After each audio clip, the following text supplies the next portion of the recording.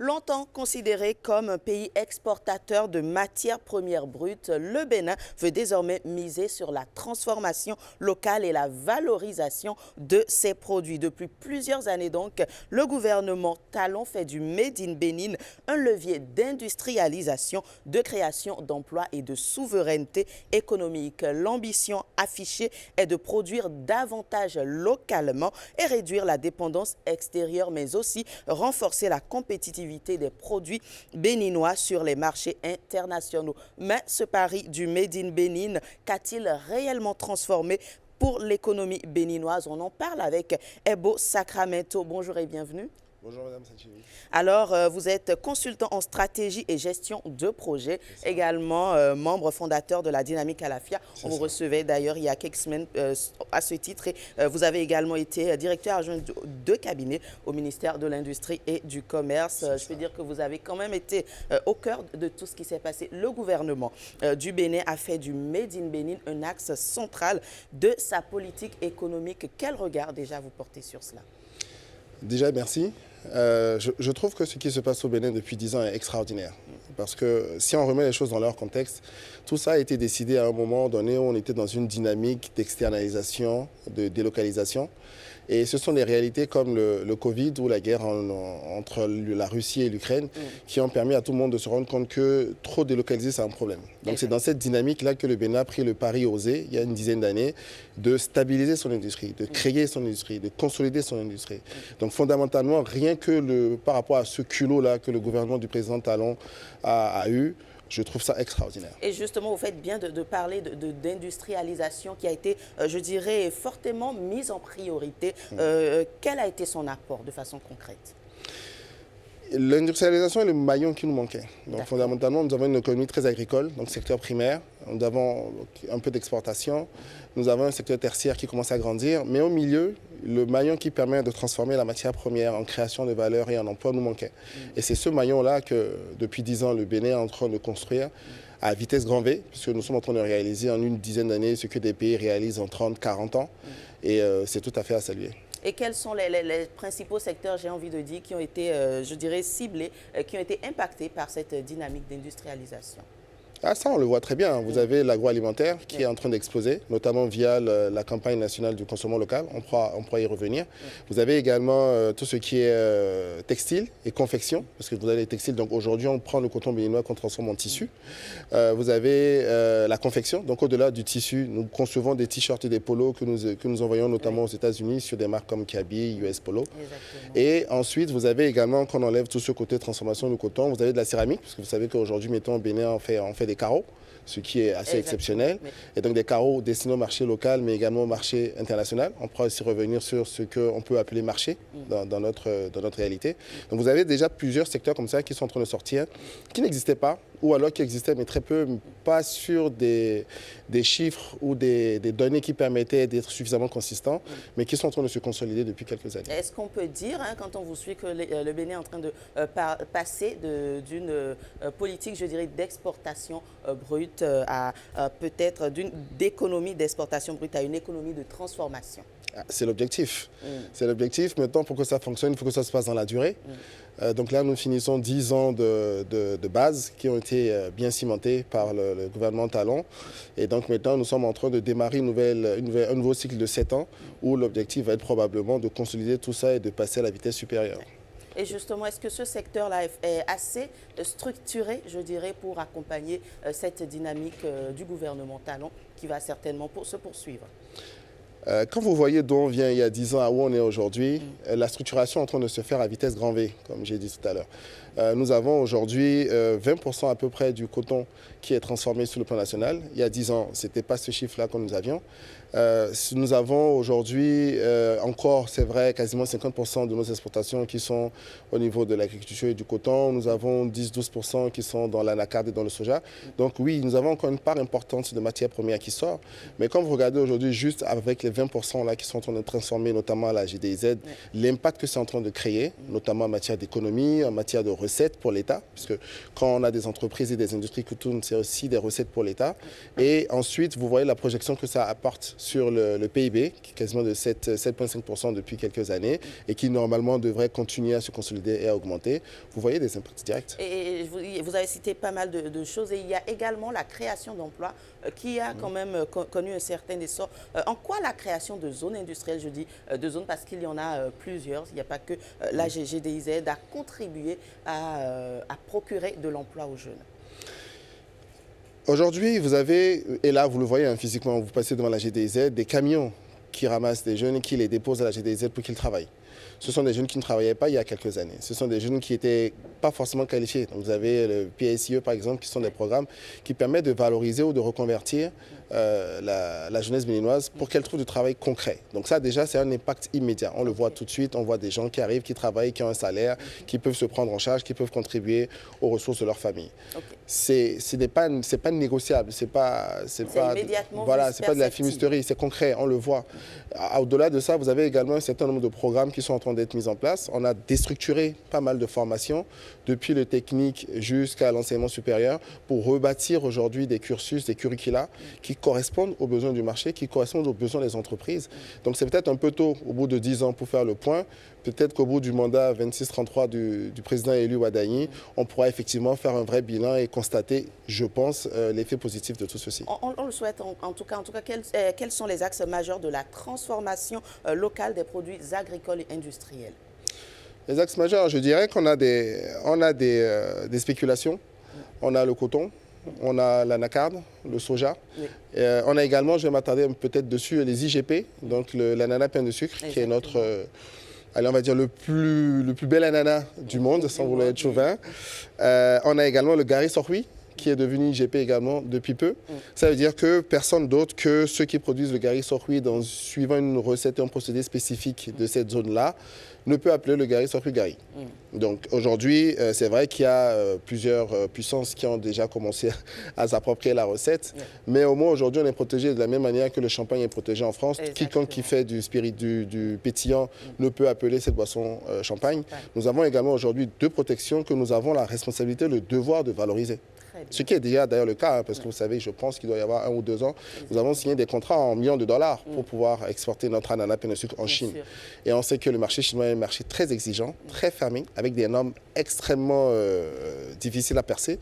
Donc si l'ananas béninois a réussi à percer ce filtre-là, notamment parce qu'il a renforcé son dispositif de contrôle qualité, ce qui part de la production, donc l'accompagnement des producteurs, les pesticides, les procédés, etc., jusqu'aux laboratoires qui eux aussi doivent être en mesure de pouvoir tester les produits, de les rendre conformes, en passant par tout le travail que la PIEX et tous les autres acteurs mettent en place pour pouvoir s'assurer que nous sommes dans des conditions d'exportation optimum. Je pense que nous ne sommes qu'au début d'une belle aventure. N'est-ce pas? Autant de prouesses. Et comme on le voyait tout à l'heure, il y a également les t-shirts Made in Bénin, pas mal de réalisations, et vous les citiez tout à l'heure, de la GDIZ, qui ont été exportées, notamment à travers la marque Kiabi. Est-ce qu'on peut dire que c'est un grand bond en avant?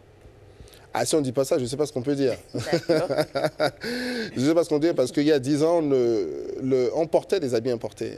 On allait à l'étranger acheter des habits pour ceux qui avaient cette chance. Aujourd'hui, on a la capacité de pouvoir avoir des t-shirts. Quand vous vous baladez dans les supermarchés de Cotonou, vous avez des t-shirts locaux Made in Bénin dans 3500 et 5000. Il y a 10 ans, personne n'aurait pensé que c'était possible. Donc oui, nous sommes sur une dynamique très intéressante et ça va être encore plus intéressant, comme je dis, et là, imaginez, on est juste à 20%. Donc quand on va passer à 40, 60% de la transformation de notre coton, ça va être extraordinaire. Extraordinaire, certainement. Quelle est l'intégration des producteurs locaux, justement, dans cette chaîne de valeur du Made in Bénin? Les producteurs sont à la base de tout, puisque tout part de la matière première. Et si la matière première n'est pas qualitative, n'est pas conforme, comme je disais tout à l'heure, ça ne marche pas. Aujourd'hui, quand vous voyez le travail que le FNDA met en place en accompagnant les producteurs, quand vous regardez un projet comme le PACOFIT, financé par la Banque mondiale, ce sont tous des projets qui permettent d'accompagner nos entrepreneurs, nos agriculteurs, pour renforcer leurs capacités, pour faciliter leur accès au crédit, pour pouvoir accompagner leur production et s'assurer qu'ils sont conformes à tel ou tel cahier de charges qui permettent soit d'écouler leurs produits, soit de le transformer, soit de l'exporter. Donc les producteurs sont au cœur de la chose parce qu'on ne peut pas faire tout ça sans passer par eux, puisque c'est eux qui permettent de déclencher la machine. Exactement. Et revenons peut-être au marché intérieur. Est-ce que le marché intérieur, selon vous, est prêt à consommer massivement, en tout cas, justement, ces produits-là? Tout dépend de ce que vous appelez marché. Oui. Le Bénin est membre de l'UEMOA. L'UEMOA, c'est à peu près 8 pays, 150 millions d'habitants. Le Bénin est membre de la CEDEAO. La CEDEAO, aujourd'hui, c'est 12 pays pour à peu près 300 millions d'habitants. C'est ça le marché du Bénin. Donc, pour tout entrepreneur, tout artisan, quand on parle de marché, on ne parle pas de 13-14 millions que nous sommes au Bénin. On parle à minima, si on veut enlever peut-être les barrières linguistiques, les barrières, les différences de devises, on parle à minima du marché de l'UEMOA. Donc, on est au moins sur 150 millions de personnes qui sont effectivement un marché qui va permettre de faire tourner notre industrie et notre économie qui est en train de se transformer. Donc oui, pour moi, il y a de la place parce que pour moi, ce qui est en train de se faire depuis une dizaine d'années, c'est un peu la phase test, qu'on est en train de se tester sur nous-mêmes.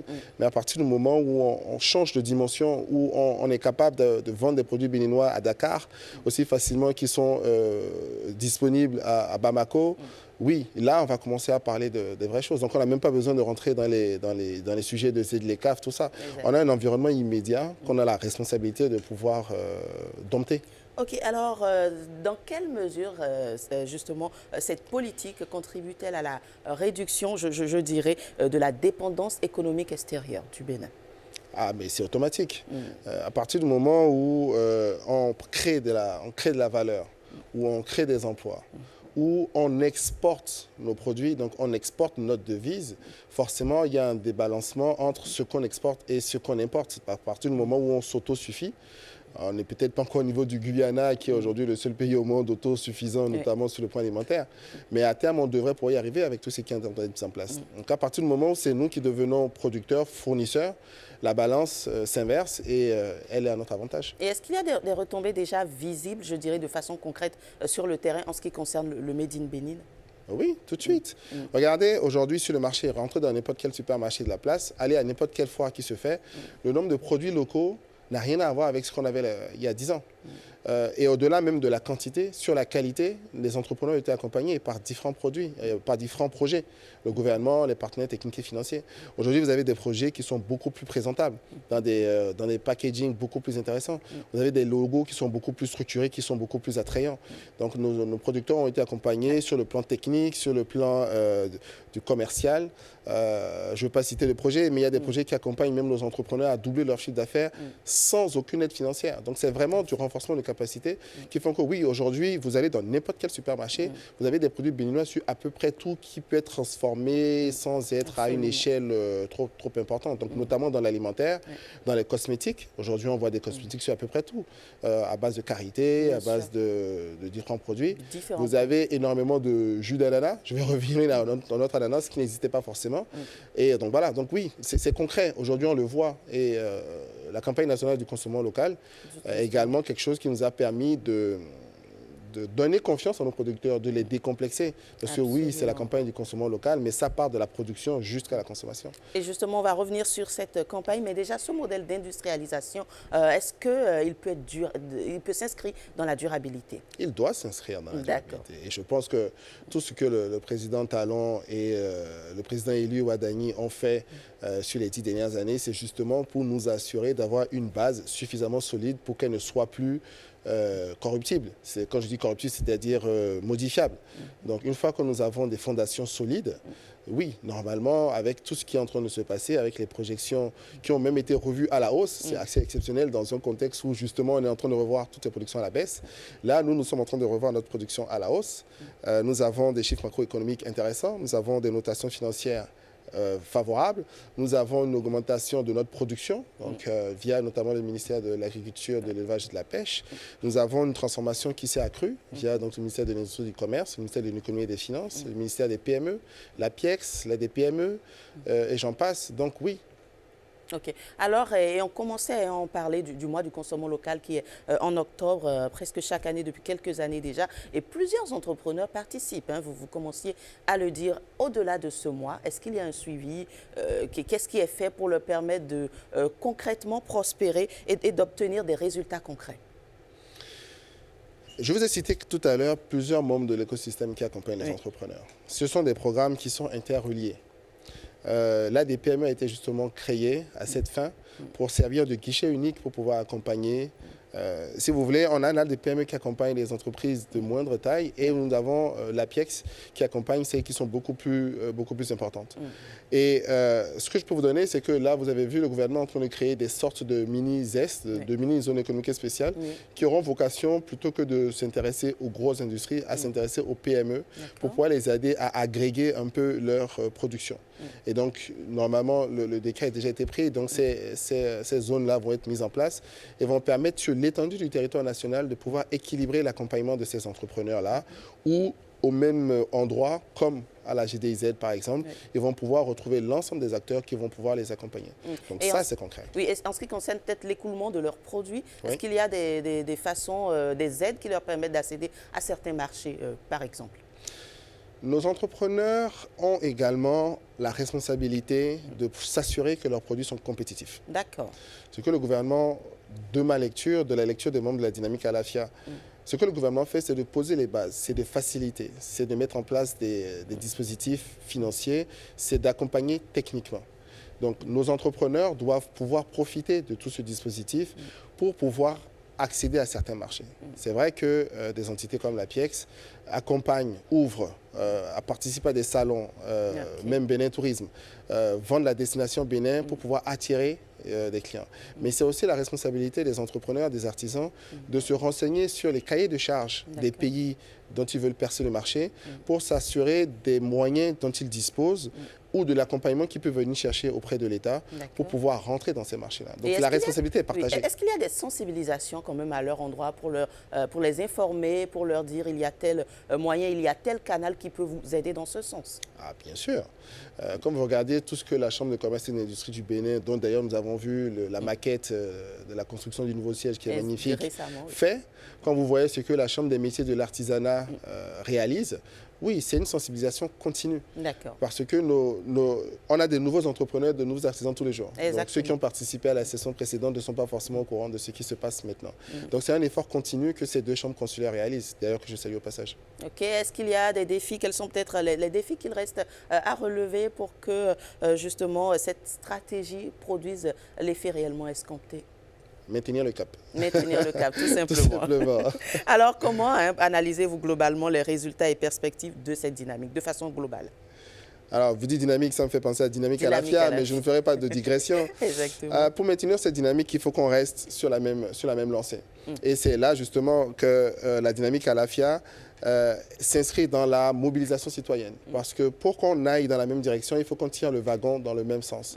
Et ce que nous essayons de faire justement sur le sujet, c'est de remettre les citoyens au cœur de la participation citoyenne, au cœur de la gouvernance de la cité.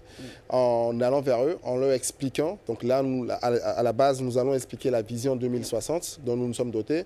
Mais aujourd'hui, ça va être également de croiser cette vision 2060 avec le programme du président élu pour nous assurer que les populations comprennent bien. Parce que tout le monde n'est pas lettré, tout le monde ne vit pas en zone urbaine et tout le monde ne comprend pas forcément ce qui se passe. Donc il faut qu'on ait l'humilité, l'intelligence de redescendre au niveau de toutes les couches, de toutes les franges de la population pour leur expliquer, mais également pour avoir leur feedback. Parce que rien ne dit que ce sont les cols blancs qui détiennent la vérité. Au contraire, souvent ce sont ceux qui sont sous le soleil, qui charbonnent toute la journée, qui savent mieux comment faire et qui savent pourquoi on n'a peut-être pas utilisé telle ou telle option par le passé. Donc si on ne va pas les questionner, si on ne va pas leur demander leur avis, on pourrait passer à côté de quelque chose. Et c'est dans cette dynamique-là que nous nous inscrivons justement pour pouvoir garder un socle solide où tous les acteurs tirent le wagon dans la même direction. Alors c'est vrai qu'on a commencé à le dire à travers nos différents échanges. Est-ce que vous pensez que le pari du Made in Bénin peut contribuer à repositionner l'économie béninoise, je dirais, au plan peut-être régional et pourquoi pas international? Quand vous dites ça, ça me fait penser à la réalisation que la ministre Assouman a fait en ramenant la FIFA à la GDIZ pour produire des maillots pour la Coupe du Monde. Je ne sais pas si vous vous rendez compte de l'ampleur de la chose. Absolument. Ça va être que pendant la Coupe du Monde, les gens vont porter des maillots seront vendus et au dos, ce sera mis Made in Bénin. Donc normalement, beaucoup ne connaissent pas ce pays et le réflexe qu'ils vont avoir, c'est mais c'est où le Bénin? Ces maillots seront les meilleurs ambassadeurs du Bénin dans les prochains mois parce que ça va mettre le Bénin sur la carte, sur la map, comme on dit. Donc oui, on a commencé. Je pense qu'à terme, il faudrait que les produits béninois ait la réputation que les produits allemands, par exemple, ont. Quand on dit par exemple c'est un produit allemand, c'est un boutade, on sait que c'est un produit de bonne qualité. Donc il faudrait que dans l'imaginaire des gens, mais également dans la réalité, quand on dit c'est un produit qui vient du Bénin, c'est un produit béninois, c'est un produit fait par un artisan béninois, on se rue dessus avant même de l'avoir vu, peu importe le prix, parce qu'on sait qu'il remplit, il coche toutes les cases et qu'il convient aux besoins. D'accord. Merci beaucoup donc à vous, Ebos Sacramento. Je rappelle que vous êtes consultant en stratégie et gestion de projet, membre fondateur de la Dynamique à la FIA. Je le disais, vous avez été également directeur adjoint de cabinet au ministère de l'Industrie et du Commerce. On va vous raccompagner, vous souhaiter une excellente journée, une excellente journée.